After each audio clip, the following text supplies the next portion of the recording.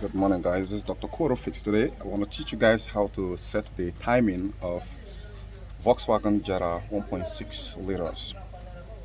So let me turn the camera. Let's go. Here now, there are some few basics which I want to teach you guys if you are trying to set a timing for 1.6 liters. Now, if you look at it here, I decided to give a gap between the top cylinder head and the cam cover.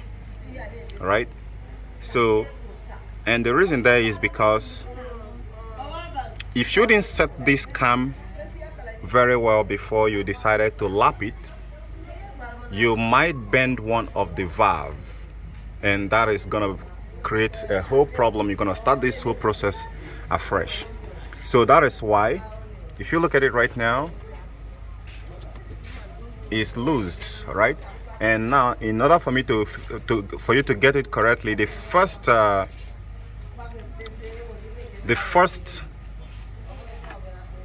cam profile here has to be facing you directly, as you can see it right now.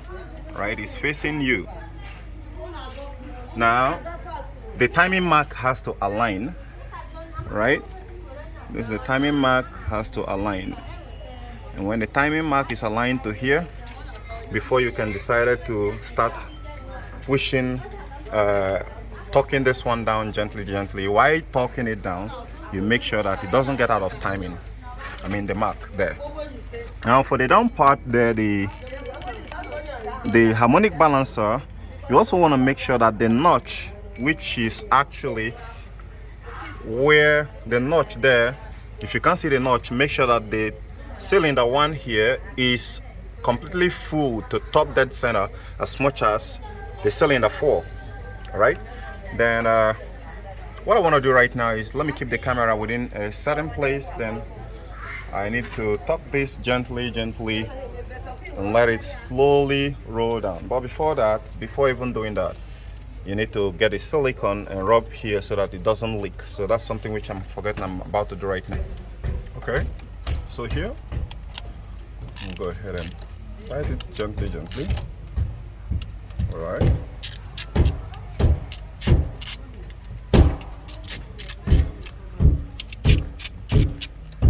You can either start it from the middle or the two end straight. Then gently torque it.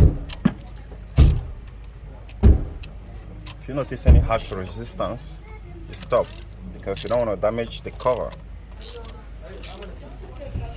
Okay, we're gonna talk this. Let me pause this when I'm done, and I'll give you all the details you need to know about the timing. But follow the steps I showed you here. Suppose you have actually opened this top here.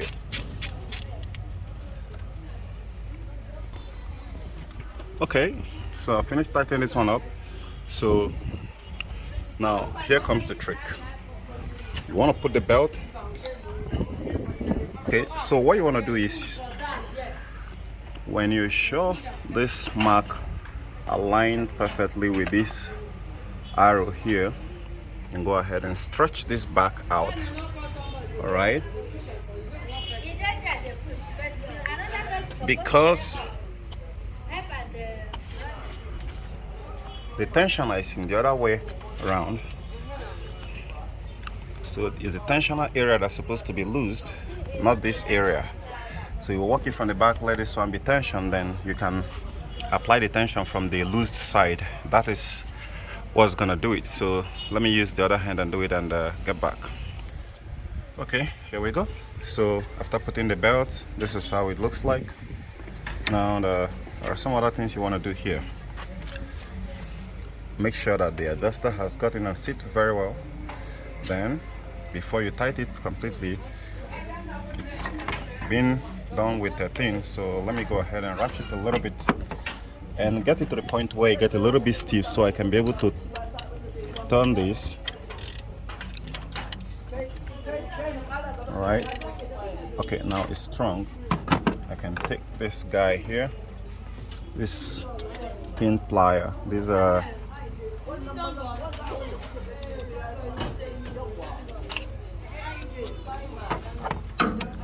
It's too strong, so I gotta reduce it just a little. Okay, so here wanna pull it up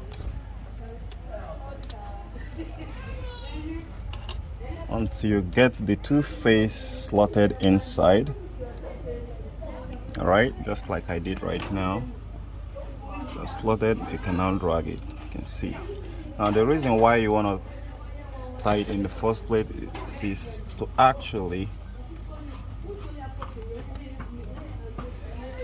enable it to stay when you have tensioned it like I did.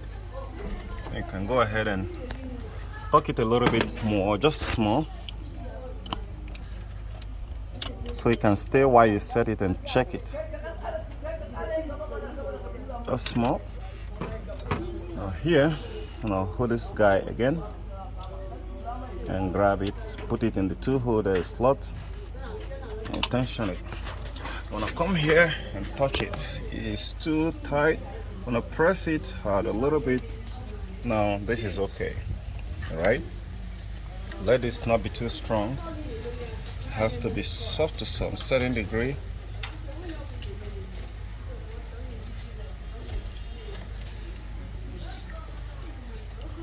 In my own calculation, it should be like 6 degrees from this belt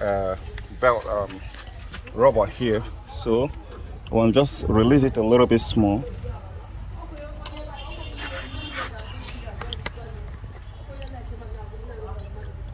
Now you can see the reason why it's good to actually tension here a little bit the first time. Use the 13 to tension there so that when you're setting it, it doesn't go back. You don't have to tuck it all the way up, but you just tuck it gently, right? Tight it gently to be firm so that when you, after setting it, it can stay on its own while you check the belt, right?